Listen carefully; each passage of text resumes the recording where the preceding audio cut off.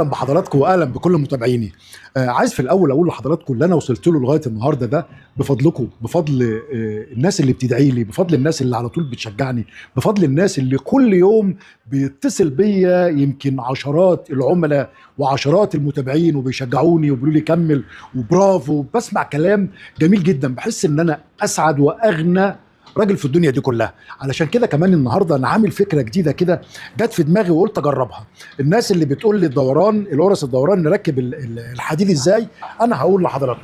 في البدايه كده هنعمل ايه؟ هنجيب المتر ونقيس ده نص الدايره، هناخد من هنا 10 والناحيه الثانيه قصادها بالظبط 10، وهنا في النص القطر الثاني هنا 10، ادي ال 10، وادي برضو هنا 10 سنتي. انا ليه بخش 10 سنتي؟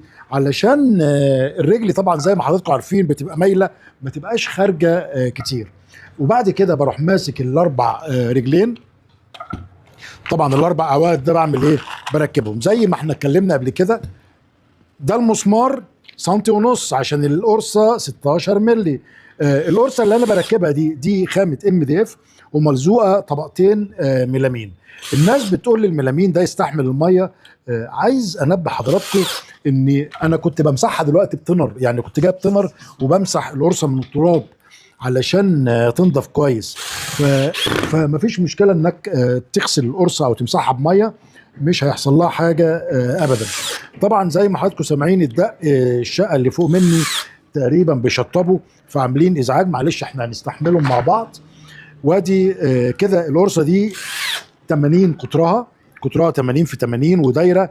وطبعا النهارده انا قلت لحضراتكم ووعدتكم ان عندي مفاجاه ليكم حلوه. مين عارف القرصه دي هعملها ايه؟ هعمل لكم مفاجاه دلوقتي، هعمل لكم مفاجاه. الناس بتوع زمان هيتبسطوا جدا وهيكونوا سعداء جدا، وهتكون حاجه تسعدكم. طبعا احنا هنركب الاربع قرص زي ما حضراتكم شايفين. سوري انا قلت الاربع قرص، لا هي الاربع قواعد المعدن هنركبها اهي. طبعا القواعد المعدن دي هي متوفره عندي بالرجول بالقرصه. طب الناس لازم تاخد الترابيزه كامله؟ لا، ممكن تشتري من عندي المستلزمات وانت تعملها بايدك. وده طبعا بيشجعنا كلنا وبيشجع شبابنا وولادنا وبناتنا وبيشجع كل العيله ان هي تصنع بنفسها. زي ما حضرتك شفتوا ما خدتش حاجه خالص اهي، الاربع قواعد اتركبوا. طيب هنعمل ايه بقى؟